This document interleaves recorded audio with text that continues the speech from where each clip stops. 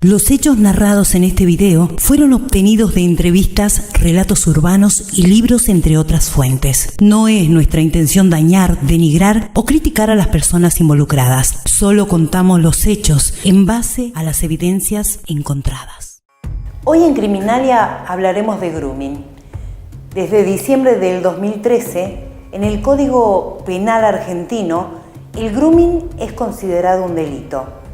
Su pena va desde 6 meses a 4 años de prisión, teniendo en cuenta que esto es solamente una antesala para producir los hechos más graves contra los niños, niñas y adolescentes.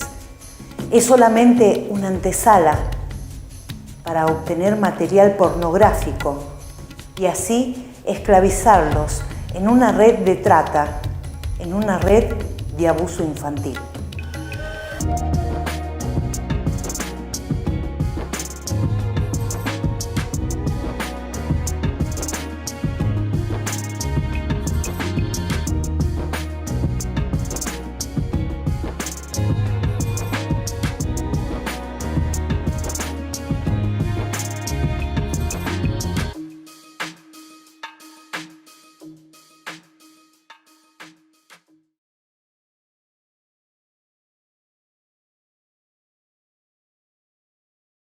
El grooming es uno de los delitos más graves, si se quiere, o es el inicio de un delito que puede derivar en diferentes situaciones.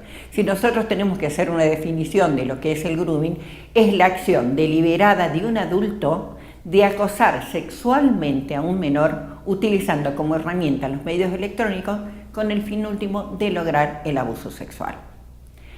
También podemos decir que es un delito conexo de la trata de personas. Hay algo que es fundamental, que yo siempre digo, hay dos palabritas que las pondría dentro del vocabulario de las malas palabras. Una que es la captación y la otra que es la manipulación. Cuando nosotros hablamos de captación, hablamos de esa persona que capta el interés de otra para hacerse de la voluntad de esa persona, para que esa persona justamente lo primero que haga es accionar conforme a la necesidad del otro. Y la manipulación es para conseguir obviamente la finalidad del otro. Bien, ahora vos me preguntabas recién cómo acciona el grooming, justamente así, a través de la captación. ¿Cómo se hace la captación? Utilizando una herramienta como ser la ingeniería social. ¿Qué es la ingeniería social? Es un estudio del contexto del menor, porque siempre hay que tener en cuenta que acá hay diferentes actores, entre esos está el groomer, que es justamente este adulto que intenta, mejor dicho, captar a un menor de edad, y los menores. Este groomer, por lo general, se lo compara a veces con el violador y realmente hay una diferencia abismal entre un groomer y un violador. Porque un violador, puede ser una persona que no tenga ningún tipo de preparación y actúa conforme a la inmediatez. En cambio, el groomer tiene otro tipo de preparación. Vos imaginate que ellos intentan captar 10 chicos a la vez, 1, 4, 8, 15, lo que fueren. Y para eso ellos tienen que hacer este trabajo que te decía de la ingeniería social, es decir, estudiar todo el contexto que los rodea al menor. ¿Para qué? Para que de esa manera ellos puedan llegar al menor. Una vez contactados, que los pueden contactar a través de los juegos, los videojuegos, a través de los WhatsApp, a través de un amigo, a través de compañeros del colegio, a veces se ponen de novio con una chica o algo, y les pide que les presenten los amigos, todo por internet, ¿no? Y de esa manera también captarlo. Una vez captado el menor, lograda la atención, justamente hacen esta ingeniería para saber cuáles son sus gustos y hacerlos sentir que son pares. Y muchas veces se utiliza el anonimato. ¿A qué me refiero con el anonimato? O se hacen pasar por un menor de la misma edad, o se hacen, una suplantación de identidad, que toman las fotos, el perfil, la edad de un menor de edad, siendo groomer un adulto, o bien ni siquiera muestran la cara, porque se comunican por medio de WhatsApp. Bueno, de esa manera ellos empiezan a conversar, a ganarse la confianza del menor, hasta convertirse en la persona de mayor confianza. Vos imagínate que este groomer está pendiente de esos menores de edad, que por lo general el grooming se están dando entre los niños de 10, 11 y 12 años, que son las situaciones más graves, pero no de ahora, sino de hace varios años, ¿no? Vos imaginate que los conectan, de pronto una nena que empieza, nunca conoció el amor, no conoce la sexualidad, nada, y de pronto vos tenés un adulto que la manipula y la hace sentir la persona más importante del mundo, la más linda, y alguien que vive pendiente de ella, y de pronto, hasta que una vez ganada la confianza, empiezan a sexualizarlo. ¿De qué forma? Hablándole, introduciendo el lenguaje sexual, enviándole fotos, pidiéndole fotos, ¿me entendés? Y manipulándolo de esa manera. Y una vez que hayan conseguido ganarse toda esta confianza y todas esas fotos y demás, empieza lo que se conoce, esta práctica de enviar fotos, videos y demás se conoce como sexting. Una vez ganada la confianza y todo lo demás, y habiendo conocido a través de esta ingeniería social quiénes son los padres, los amigos y todo, empieza lo que se conoce como sextorsión. Es decir, estamos hablando de una extorsión a través del sexo, por eso se llama sextorsión. ¿Cómo viene la extorsión? Que si no me envías más fotos, de pronto le envío las fotos a tus padres, a tus amigos, a tus compañeros de colegio. Por eso, porque ya conocen todo el contexto que rodea al menor. Entonces el menor, porque tiene miedo, de pronto le envía más fotos. Y el problema es que esas fotografías pueden ir a parar en páginas de pornografía infantil. O bien las utilizan para chantajear, para tener un encuentro con el menor, que puede ser para perpetrar el abuso sexual, o bien tener ese encuentro con el menor para terminar en la trata. Por eso se habla de que es justamente un delito conexo a la trata. La Fiscalía nuestra tiene muchas causas y denuncias por justamente este delito. Es un delito bastante común, lamentablemente. En la provincia tenemos, sobre todo en el interior de la provincia, muchas denuncias por esta modalidad de delitos, en las cuales personas mayores contactan a menores de edad con fines de atentar en contra de su integridad sexual. En general, esto normalmente comienzan los contactos, puede ser por WhatsApp o por redes sociales, en los cuales normalmente los delincuentes contactan a los menores de edad a través de estas redes. Incluso ahora hemos comprobado que una nueva modalidad, que es a través de algunos videojuegos en red, en los cuales tienen una posibilidad de chatear entre los jugadores, se están conectando personas mayores de edad y de esa forma contactan a los menores.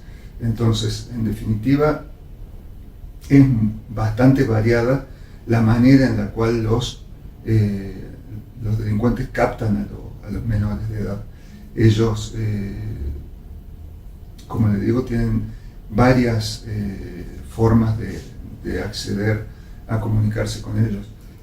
Por ejemplo, contamos con casos y denuncias respecto de casi todas las redes sociales. Hemos tenido denuncias de gente que contactó por Facebook, gente que contactó por Instagram, gente que se contacta, como digo, por los videojuegos, por WhatsApp, y bueno, todas estas redes sociales en general le permiten a estas personas contactar a los menores de edad. Lamentablemente, muchas veces los padres no controlan quiénes son los contactos de sus hijos, y muchas veces los menores de edad en este juego, digamos, de tener mayor cantidad de seguidores y demás, aceptan solicitudes de seguidores y de amigos de personas que no conocen, y muchas veces son personas mayores de edad. En algunos casos se hacen pasar por menores de edad y en otros casos no, o sea, reconocen que son mayores de edad e inician el contacto con los menores. En Jujuy particularmente no hay estadísticas y no es fácil. Yo te explico, mira, yo hace más de 10 años que me dedico a esto y mucha gente te consulta y no denuncia.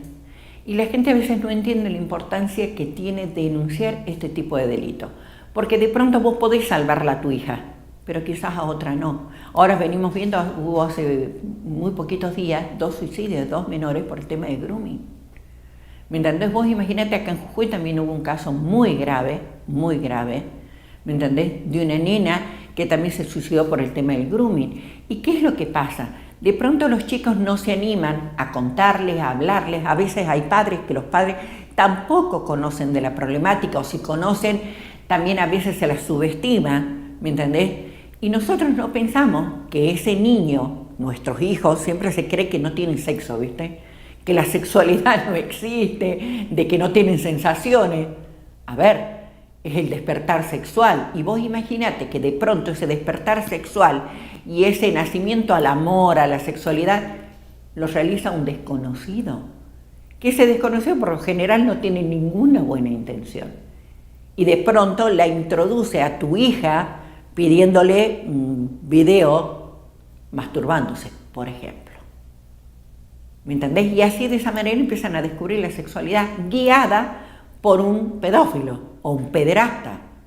¿Me entendés? Que es una situación gravísima. Entonces yo creo que es un tema que debería, y no sé si es frecuente o no, o sea, no te puedo dar la frecuencia, pero sí es frecuente, ¿me entendés? Pero a veces no se conoce, a veces no se denuncia, a veces no se sabe. O a mí me ha pasado un caso de una nena que se puso de novia con uno que nunca le vio la cara, que le pedía que le presenten los compañeros varones, no mujeres. Se los presentó y le empezó a escribir a uno de los chicos. La madre no se animó a hacer la denuncia. ¿Me entendés? Entonces por ahí queda en mitad de camino. O también sucede que de pronto, apenas empiezan, la menor le comunica a los padres se hacen pasar por el menor, y al hacerse pasar por el menor no se produce la corrupción del menor. Conclusión, no hay delito. ¿Me entendés? Viste que es lo más común.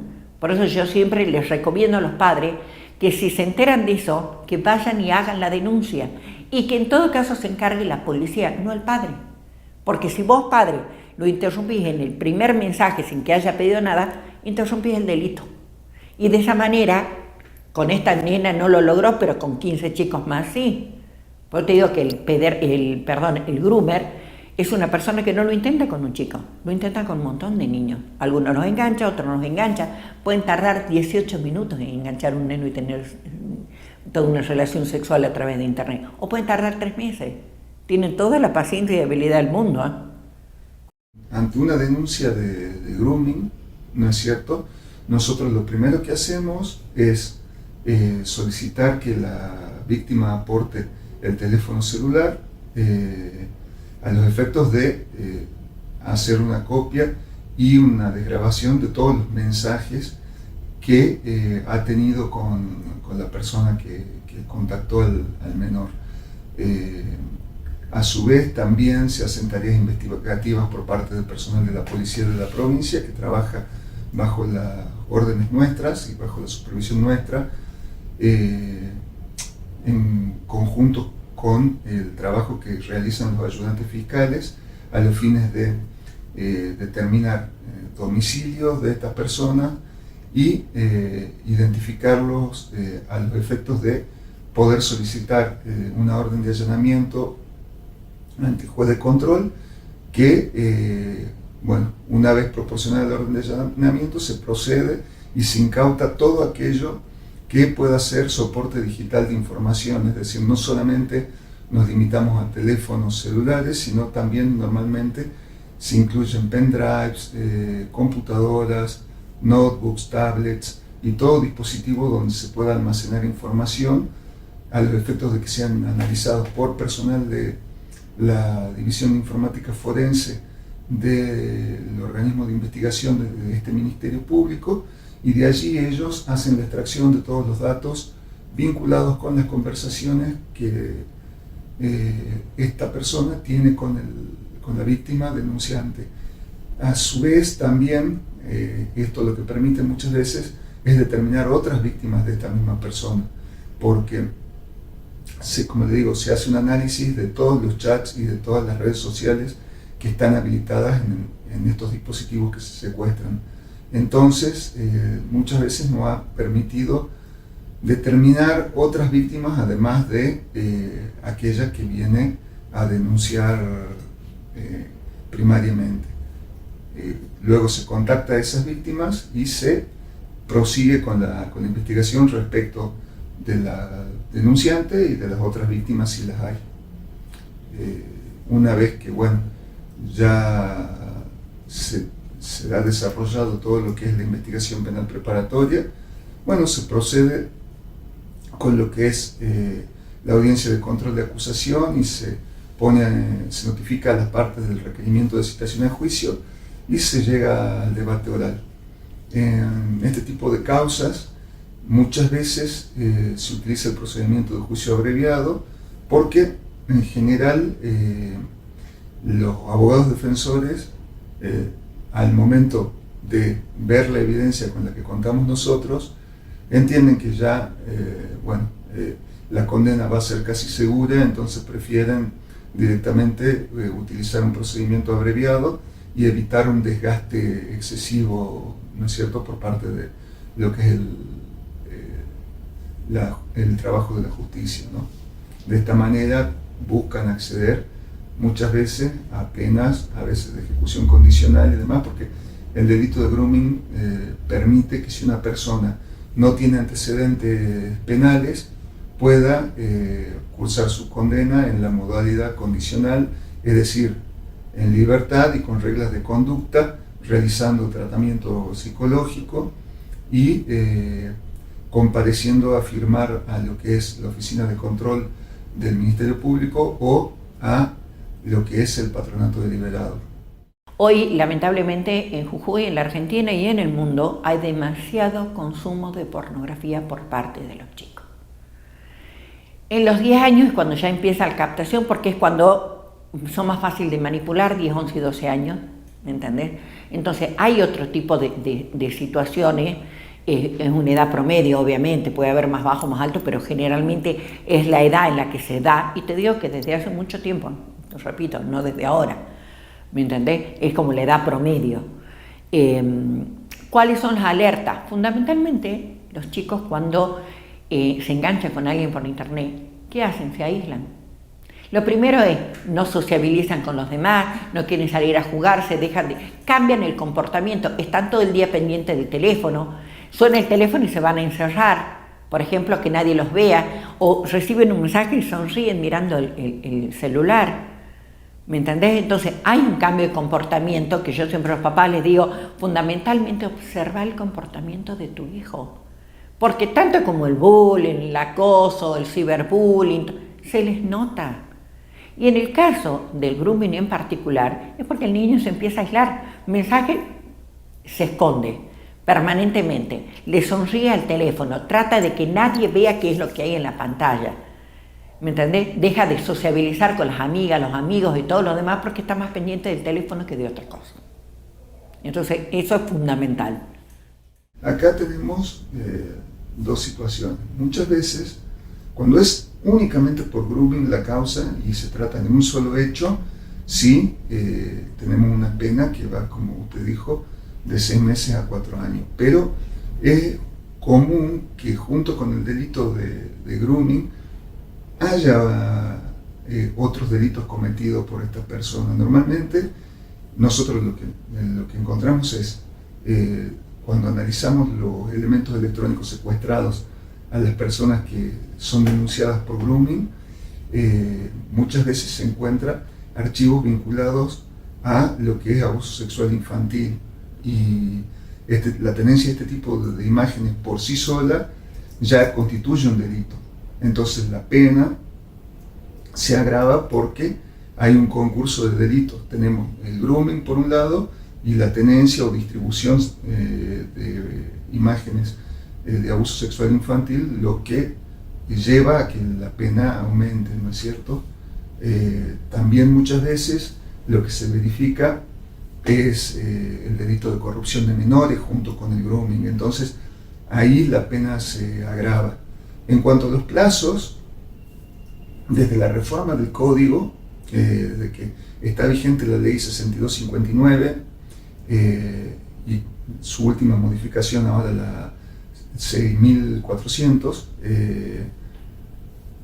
los plazos se han acortado mucho. O sea, normalmente una investigación de este tipo en meses ya está resuelta.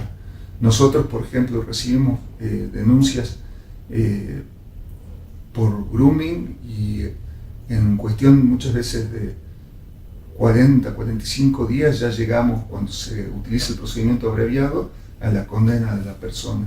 A veces se demora un poco más, porque a veces es más complejo, porque nosotros muchas veces al realizar el secuestro de los elementos electrónicos nos encontramos con que, como le decía, no está solamente presente el grooming, sino que además hay toda otra serie de delitos, muchas veces hay más víctimas. Entonces, bueno, todo eso puede hacer que la causa sea un poco más compleja y que necesite más tiempo para ser resuelta. Pero en general, en cuestión de meses se está llegando a lo que es una condena, desde que está vigente, como le digo, el nuevo Código Procesal Penal. Cuando yo empecé con los ciberdelitos y la trata, en Jujuy nadie hablaba de ciberdelitos, no se conocía nada, digamos. Yo leí una vez, empecé a investigar, le daríamos un programa y bueno, arrancamos. La gente cuando venía a hacerme consulta lloraba de una manera, con un desgarro en el alma, porque de pronto se encontró con una realidad tan diferente que de pronto tenés una persona que no sabes quién es, no le ves la cara, se juega mucho con el anonimato, ¿me entendés? Entonces la gente le daba mucho miedo y con algo absolutamente desconocido. Pero era, te digo, realmente desgarrador ver el dolor con el que lloraba, ya sea porque los agredían, ya sea porque había alguna insinuación, ya sea porque había grooming, ya sea por la razón que fuere. Hoy, no te digo que les duela menos, pero sí cambió, se acostumbraron un poco más que este tipo de situaciones existan, ¿me entendés? Pero lamentablemente, ¿qué es lo que pasa? Yo hay algo que siempre le digo a los papás, que aprendan a dialogar con los hijos, porque de pronto un hijo o un padre descubre en el teléfono de una menor o de un menor un tipo de fotografía con alto contenido erótico sexual o algo por el estilo, se asustan y los primeros que le quitan el teléfono les gritan y todo. Pues imagínate un adolescente que se enamora, porque la mayoría de las veces se enamoran, y si no, te imaginas el gran suceso de tener su primer novio, que es a través de internet, lamentablemente, ¿me entendés? Y todo ese conocer viene a través de una pantalla con una persona que prácticamente no es generalmente la que dice ser. Y de pronto descubre que ese menor a la que ella le mandaba fotos, a la que le mostraba toda su intimidad y todo lo demás, no era un niño de 15 años, sino era un hombre de 40, primero. Segundo, que se vio totalmente defraudada en todo su sentimiento y su sexualidad. Y encima tus padres te gritan.